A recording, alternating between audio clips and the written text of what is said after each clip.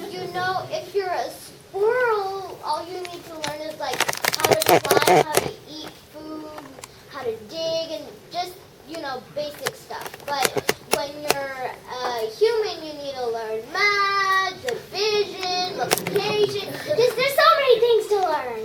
Okay, good point. So what I want to say here is there's some more people who want to answer. So let me give two more chances. So one here and one there. Okay. Isn't it because evolution and the way we're built? Like, we need to know these things in order to survive. Like, we can't do it on our own. We don't have any teeth, like fangs for hunting. We don't have fur to keep us warm at night, and we need to know all those things in order to survive. So, evolution. Okay. Last chance. I agree with what you said because adaptation is extremely important, and the fact that humans aren't really similar because their bodies shaped differently, their structure of bones is shaped differently, and they don't have a lot of things that animals might have that make us different. And the fact that humans can work together really well and opposable thumbs and things like that make it easier for. Okay, so a lot of valid points.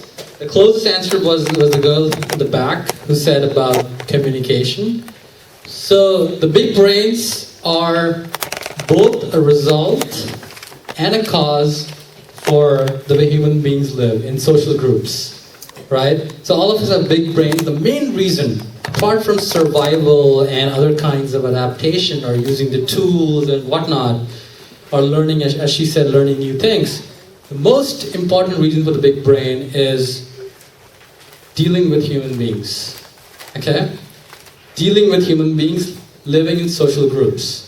There are a lot of animals who can survive, who can adapt, from mouses to squirrels to whatnot, but they don't have brains as big as human beings, right?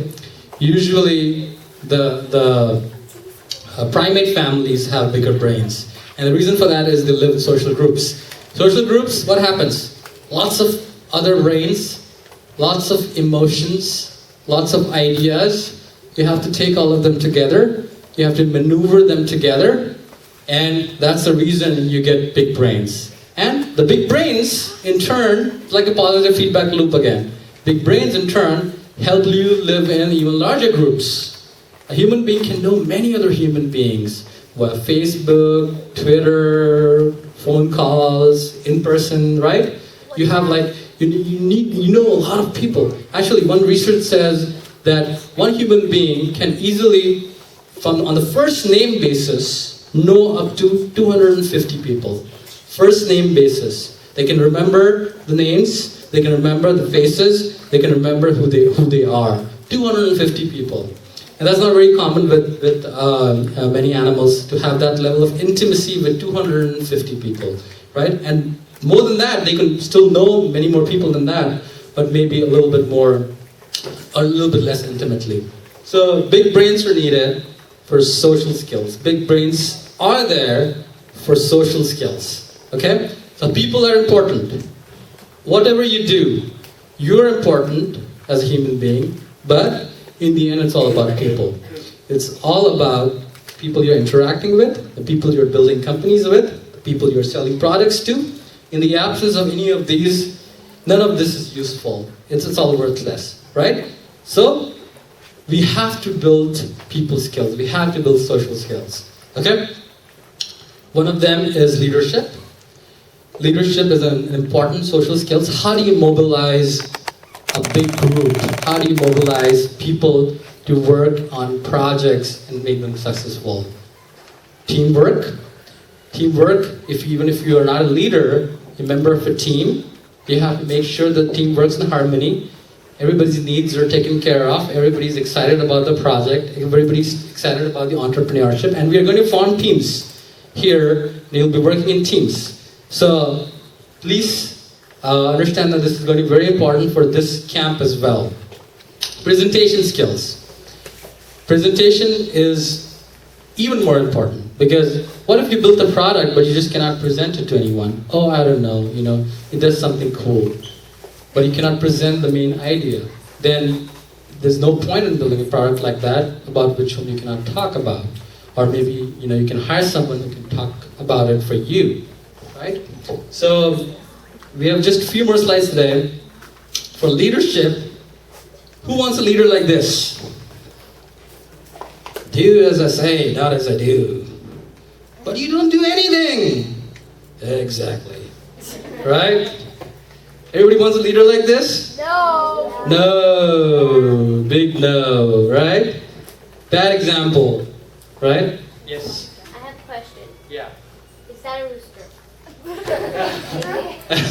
Probably. That's a deep question. Yeah. Things just got real. Okay, so nobody wants a leader like this, so you want a leader like this. Don't read this. I'm going to talk about this later. Somebody who's inspirational, somebody who has integrity, somebody whose goals are clear and he can communicate those goals nicely, somebody who sets a good example. He doesn't tell you that do as I say, not as I do, right? Who's got a vision. He expects the best from you, so he brings out the best from you. Supports, encourages, recognizes, and provides stimulating work. And of course, focuses on the team and team's interests and needs. So the reason this slide is up here is because I want you to understand that good leader is also a function of its team, right? First, good leader needs to have these qualities, all these good qualities, right? So if you are starting a company, you're the leader. Let's say you're the CEO, you are the president or whatever title you want to give it. Give a fancy title, that's fine. Any fancy title you want to give yourself. It's your company. You need to have all these qualities to succeed. And what I have on the left is what kind of people you should hire. Now, let's say you come up with a good design and you want to implement it and you're not, you don't have so much time to implement it yourself, then you need some people to work for you, right? You're the leader, they'll work for you, right? And I argue that you need to hire people who are intrinsically motivated. What is the opposite of intrinsic? Anyone? Opposite of intrinsic? Extrinsic, right? What's the example of, which kind of people are extrinsically motivated? What are they motivated by? Yes. Greed. What? Greed. Greed, okay. Yeah, putting it in a very crude way, that's greed. And what else? Yes? Did you say money? No, that was not me. Okay. So extrinsically motivated people are motivated by extrinsic things like give them a better title, give them a better office, give them more money, right? So that's how you motivate extrinsically motivated people. But there are a lot of people who over the years, because of building good skills, they are intrinsically motivated, okay? And intrinsically motivated people, they care about the work itself. They enjoy the work, they want to do that interesting work, they're motivated by the work, okay? And you know how to make the intrinsic people work? If they do a good job, you have to reward them differently. Don't necessarily give them more money or better title. Of course, you have to pay them well. You have to give them a reasonable title, which is above average than the industry. But you motivate them by giving them autonomy. And by autonomy, I mean autonomy over their work. How they get their work done. Where they get their work done. Are they getting their work done at the beach? So be it. If they can get the code done at the beach, if it's something which does not need in-person presence, what's wrong with getting the work done on the beach? You get the work done on the beach. You give them autonomy about which projects they want to work on. If you have several projects, and you have this really smart guy who does really well, how do you reward him? You give him the choice. Which project do you want to work on, buddy? Choose, right? Or with whom you want to work on. You have a 20-member team. The smart guy wants to work on project number 5. So you give him a choice which team members you want to pick to get this project done. So I'm saying be a leader and look for intrinsically motivated people and reward them in these interesting ways by giving them more autonomy, and you have a successful team. Okay? So oftentimes we just think about, rewards like money, recognition like promotion. But no, there are many other things which you can play with, and that's another key takeaway from this session today, that there are other things you can use to motivate your team, and when all of you start a company pretty soon, when you hire a team, you can use these things to get people. And teamwork, of course we touched upon it, and it's important to say that the teamwork is making your talents get magnified, right? So we have a lot of smart people here. Can one smart person start a company, run it, produce goods and services, market it, and do the finances, do the law work, do everything for that company? Can you do that? Can anyone claim that they can do that? Everything. A to Z, right? Very hard, right? Yes. It depends. Okay, give me an example. If the company was completely in your imagination, then you could do it. Oh, that's a great point. Yes, an imaginary one. Yes. Well, it depends what type of company you're doing. So, if it's like a, donut or cupcake company, you can just bake them and sell them at a stand or something. So that would be easy.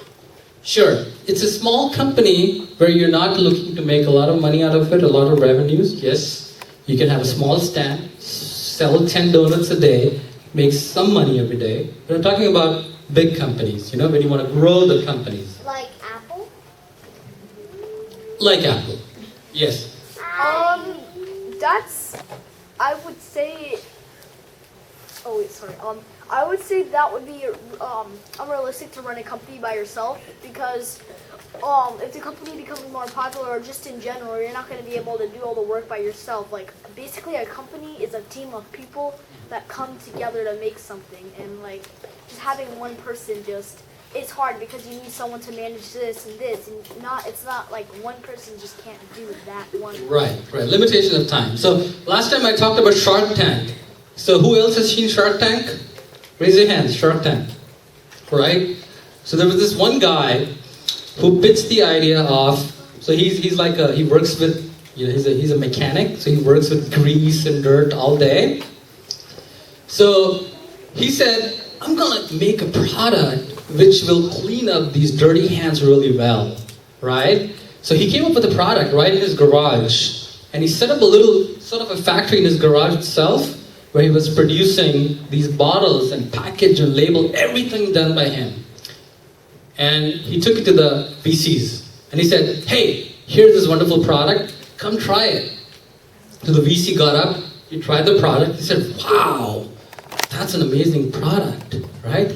And then they asked him, so what are your projected numbers? How much money are you planning to make? So he said some small numbers and whatnot. So it was reasonably big, but not very big. And they said that they thought that it was still a little big if he was planning to do it himself, but they were small if he was going to have a team. So they asked him, how are you planning to hit these numbers? He said, if you give me some money, I'm just going to buy a bigger, equipment to put it in my garage and make it myself. They turned him down. None of the VCs gave him money. You know why? They said, hey, this business is not scalable.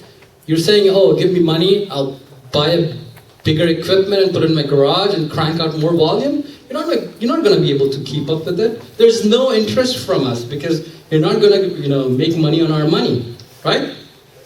So, the idea of a successful business is to start getting a bigger team once you're ready to have a team, or once you have the resources to have a team. Because when the team comes together, the individual efforts get amplified.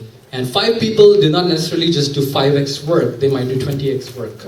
If you complement each other's skills, if somebody's good at sales, somebody's good at marketing, somebody's good at finance, somebody's good at product design, so you can come together as a team. So keep that in mind. don't get very arrogant when your products do well. Don't get very arrogant and say, I can do it all. Always remember, it's a people's game.